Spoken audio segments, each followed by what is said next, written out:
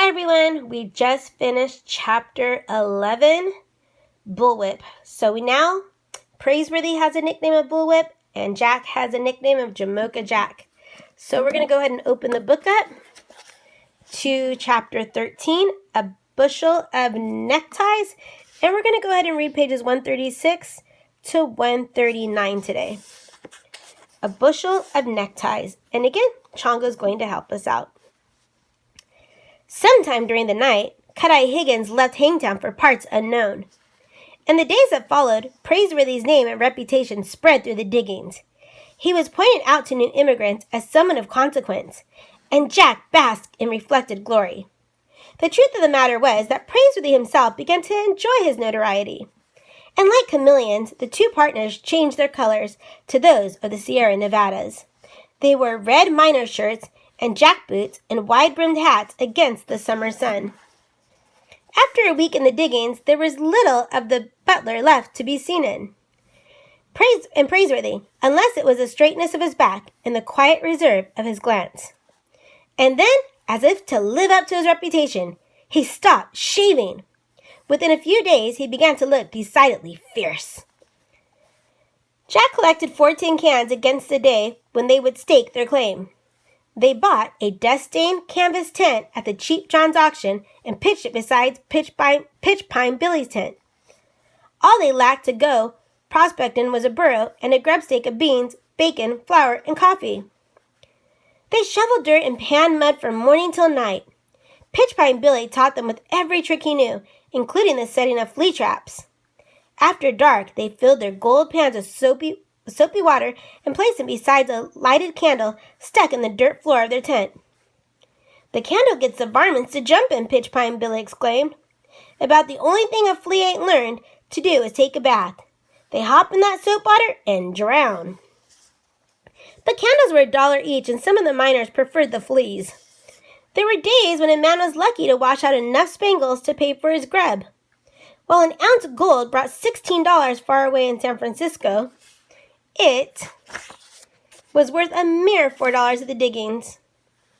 And it didn't buy much. Onions were $1.50 a pound. Supplies had to be freighted in, and prices were high. Salt pork sold for 50 cents an ounce. Gold dust just seemed more plentiful than flour. Hay was weighted out at 8 cents a pound.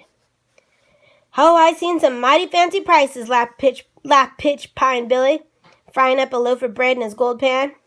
"There was a fella come to the diggings with a jar of raisins. The boys ain't seen a raisin since they left home, and their mouths begin to slabber. You'd think it was caviar in that jar. Them raisins fetched their weight in gold dust. Come to $4,000.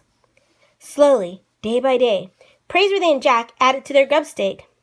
They had blankets, a dozen candles, and a coffee pot. One noon, Jack pulled up a tuft of grass, and a glint of light from the roots made him gasp. "A nugget!" And then his yell carried from one end of the ravine to the other. "A nugget!" Praiseworthy dropped the gold pan, and Pitch Pine Billy squinted. Jimmy from town, who wore a mustache twisted into sharp points, came running over, and Buffalo John awoke from a sound sleep. Soon, a dozen miners had left their claim to stand around and admire Jack's catch. The lump of gold was the size of an acorn. It was trapped in the fine grass roots like a fly in a spider's web. "Maybe it'll buy us a burro," Jack grinned. "Well, I don't know," smiled Pitch Pine Billy. "The tail of a jackass, anyway." Buffalo John pulled the bandana off his head and polished the nugget. The miners passed it around, holding it up to the sun to watch it shine. And from that moment on, it became known as Jamocha Jack's Nugget. That night, Praiseworthy and Jack and Pitch Pine Billy went to town for supper. There was a letter awaiting them at the hotel from Dr. Buckbee. It was written in a shaky hand. "My dear friends, your letter finds me weakened by the yellow fever from Panama, and I could barely hold this pen steady. Curse that Higgins fellow and the gang of highwaymen you write of. Since I cannot leave my bed, please act as if my agents in this matter. If you are able to recover my map, I will make you partners in the mine. 50-50. Act quickly, I beg of you, before all." is lost. And that's where we'll end this chapter today. Have a great day. Chongo says bye.